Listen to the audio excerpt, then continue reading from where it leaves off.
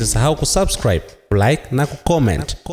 Mahakama Kuu ya Tanzania Masjala ndogo ya Dar es Salaam imekubali mapingamizi yaliyowasilishwa na mwenyekiti wa Chadema Tundu Antipas Lissu dhidi ya notisi ya ushahidi wa ziada iliyowasilishwa na upande wa Jamhuri kupitia shahidi ACP Amin Mahamba katika kesi ya uhaini inayomkabili. Katika uamuzi mdogo uliotolewa hii leo, mahakama imeeleza kuwa notisi hiyo haikukidhi matakwa ya kisheria kwa mujibu wa kifungu cha 308 kwenye mabano moja cha sheria ya mwenendo wa makosa ya jinai CPA, hivyo haiwezi kupokelewa kama sehemu ya ushahidi katika hatua ya sasa ya kesi.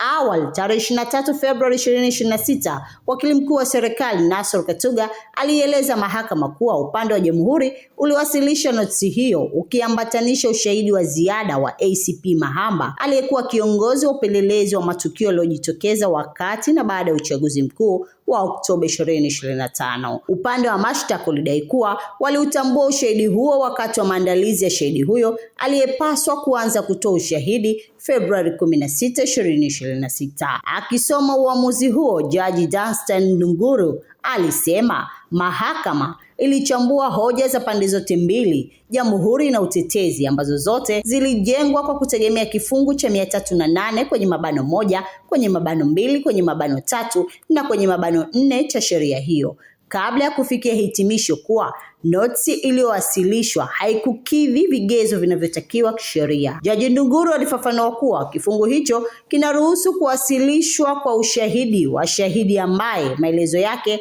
yalikuwepo lakini hayakusomwa wakati wa mwenendo wa ukabidhi, lakini hakitoi nafasi ya kuingiza ushahidi mpya ambao haukuwahi kuwepo au uliopatikana baada ya hatua hiyo kukamilika. Mahakama pia ilibainisha kuwa kwa mujibu wa rekodi za kesi na maelezo ya upande wa Jamhuri, ACP Mahamba tayari alikuwa ametoa maelezo yake katika mahakama ya hakimu mkazi Kisutu wakati wa hatua ya ukabidhi. Hata hivyo, ushahidi wa ziada uliokusudiwa kuwasilishwa ulihusu matukio yaliyopatikana wakati na baada ya uchaguzi mkuu 2025, jambo lililoifanya mahakama kuhitimisha kuwa hauingii ndani ya wigo wa kifungu cha 308 cha CPA.